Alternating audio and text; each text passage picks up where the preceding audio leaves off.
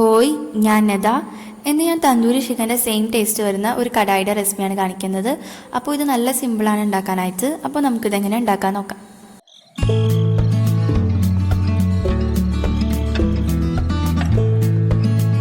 മസാല ഉണ്ടാക്കാനായിട്ട് ഞാനൊരു fry panic 1 teaspoon കറാമ്പൂവാണ് ചേർത്ത് കൊടുക്കുന്നത്.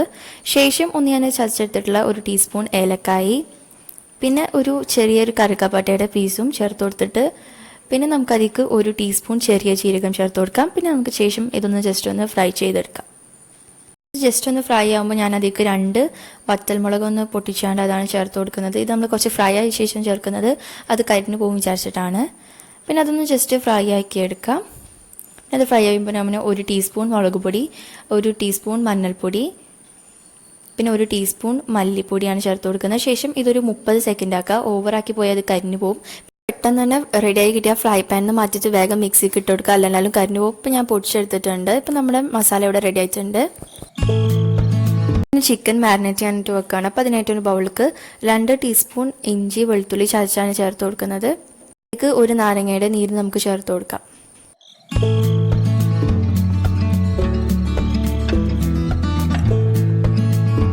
അതിനാല് നമ്മൾ നേരത്തെ പൊടിച്ച് വെച്ചിട്ടുള്ള മസാലയിൽ നിന്ന് ഒരു 2-3 ടീസ്പൂൺ ചേർത്ത് കൊടുക്കാം. എന്നിട്ട് നമുക്കത് ജസ്റ്റ് ഒന്ന് മിക്സ് ചെയ്തെടുക്കാം. പിന്നെ നമുക്കതിലേക്ക് ഇനി തൈരാണ് ചേർത്ത് കൊടുക്കേണ്ടത്. അപ്പോൾ അതിനായിട്ട് ഞാൻ ഒരു കയ്യിൽ തൈര് ചേർത്ത് കൊടുക്കുകയാണ്.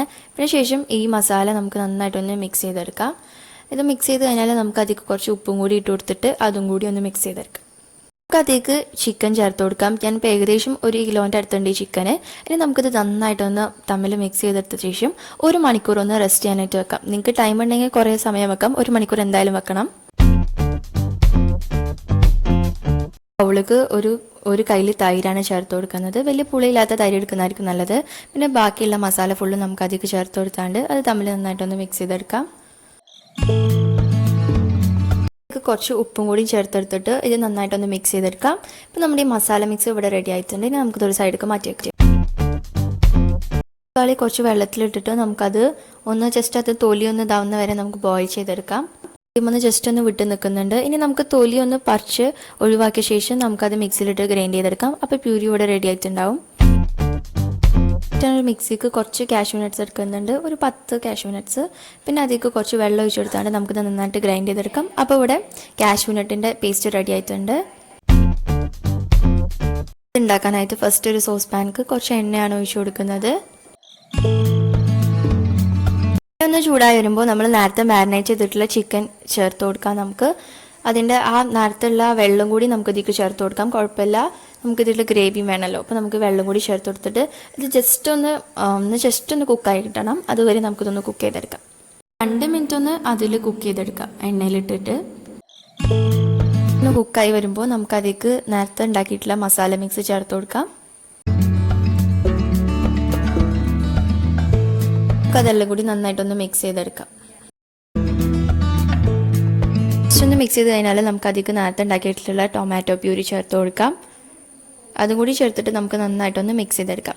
ഇനി നമുക്കിത് കുക്കാവുന്നവരേക്കും ഒന്ന് അടച്ചു വെച്ചിട്ട് ഒരു 8-10 മിനിറ്റ് ഒന്ന് കുക്ക് ചെയ്തെടുക്കാം. 10 മിനിറ്റ് കഴിയുമ്പോൾ ഇത് കുക്കായിട്ടുണ്ടാവും. ഇനി നമുക്ക് ഇതിലേക്ക് നേരത്തെ കാഷ്യൂനട്ടിൻ്റെ ആ പേസ്റ്റ് ചേർത്ത് കൊടുക്കാം.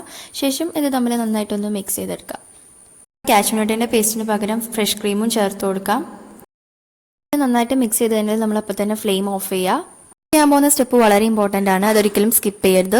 ഇത് ചെയ്താലാണ് കറക്റ്റ് തന്തൂരി ചിക്കൻ്റെ ടേസ്റ്റ് കിട്ടുക. അപ്പോൾ അതിനായിട്ട് ഞാനൊരു കണൽ മുകളിൽ വെച്ചിട്ട് അതിൽ എണ്ണ ഒഴിച്ച് കൊടുക്കുകയാണ്. വേണമെങ്കിൽ ചാർക്കോള് ചൂടാക്കിയിട്ട് അതും പറ്റും. ഇനി നമുക്കത് മൂടി വെച്ചാണ്ട് പുക വരുമ്പോൾ അപ്പം തന്നെ മൂടി വെക്കാം. പിന്നെ 5 മിനിറ്റ് ഒന്ന് അതൊന്ന് ആ പുകയിൽ കിടന്നിട്ട് കുക്കാവാനായിട്ട് വെക്കുക. തന്നെ ഞാൻ കണലൊക്കെ എടുത്ത് മാറ്റിയിട്ടുണ്ട്. പിന്നെ നമ്മൾ ഇതിൻ്റെ മുകളിൽ കുറച്ച് മല്ലിൻ്റെ ഇലയും പിന്നെ 2 മുളകും കൂടി ചേർത്ത് കൊടുത്താൽ നമ്മുടെ കടായി ഇവിടെ റെഡി ആയിട്ടുണ്ട്. ഇനി നമുക്കിത് സെർവ് ചെയ്യാം. ഞാൻ ഈ കടായി ഫ്രൈഡ് റൈസിൻ്റെ കൂടെയാണ് സെർവ് ചെയ്യുന്നത്. പിന്നെ ഫ്രൈഡ് റൈസിൻ്റെ റെസിപ്പി ഞാൻ ഇട്ടിട്ടുണ്ട്. അപ്പോൾ അതിൻ്റെ ലിങ്ക് ഞാൻ താഴെ ഡിസ്ക്രിപ്ഷനിൽ കൊടുക്കാം. ഈ കടായി നമ്മൾ പുകയിച്ചെടുത്തതുകൊണ്ട് തന്നെ തന്തൂരി ചിക്കൻ്റെ സെയിം ടേസ്റ്റാണ് വരുന്നത്. അപ്പോൾ എല്ലാവരും ഈ കടായി ഒന്ന് ഒരു പ്രാവശ്യമെങ്കിലും ഉണ്ടാക്കി നോക്കുക. എല്ലാവർക്കും എന്തായാലും ഇഷ്ടമാവും. അടുത്ത വീഡിയോയിൽ കാണുന്നവരേക്കും ബൈ.